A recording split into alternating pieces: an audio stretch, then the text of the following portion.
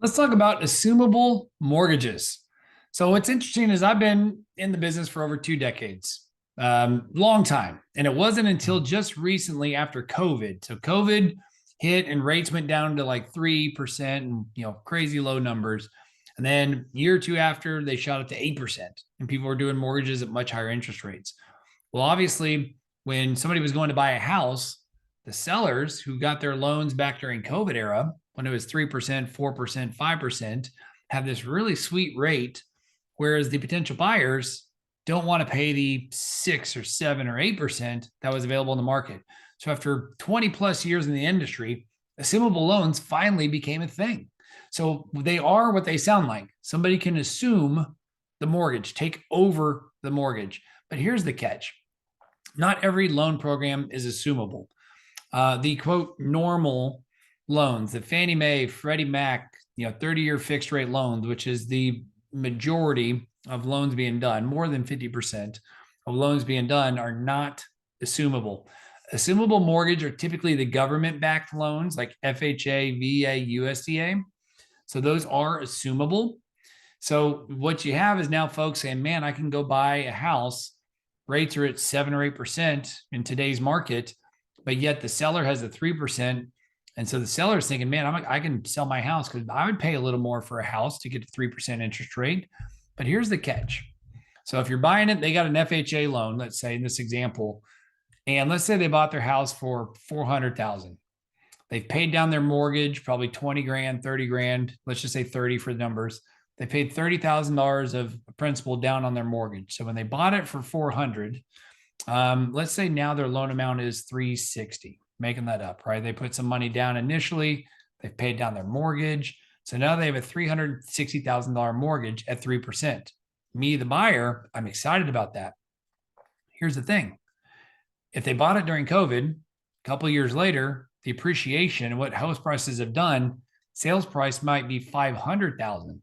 So they bought it for 4, now it's worth 5, but they've also paid down this mortgage.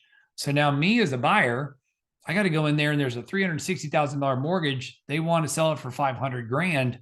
I better come up with $140,000 cash to buy that home in order to assume that note.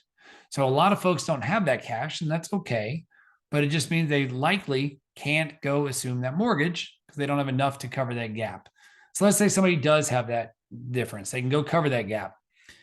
The other challenge is going to be, and I don't know a successful one yet. I've had a handful of folks call me and talked about it last year or two, but the servicer, the one who you have to call the service, whoever owns the mortgage, you got to get their permission, and they want to then they do the loan, and they're usually not very good at them. They then do the loan, and it can take a really long time.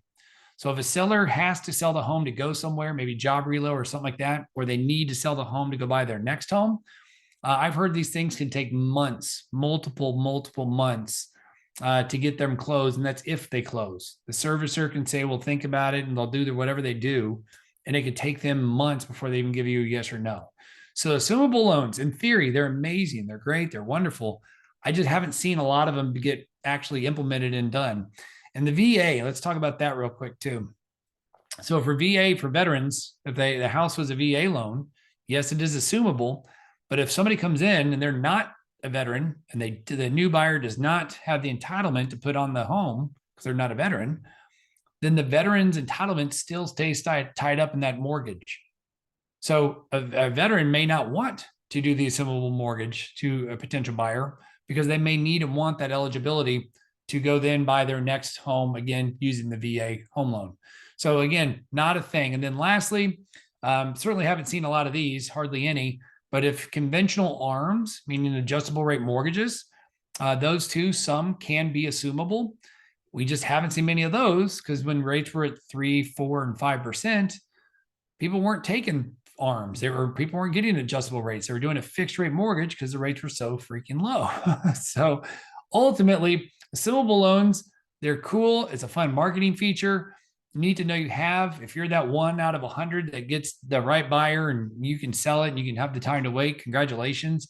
But the reality is, in my opinion, they're not what everybody thinks they could or should or would be.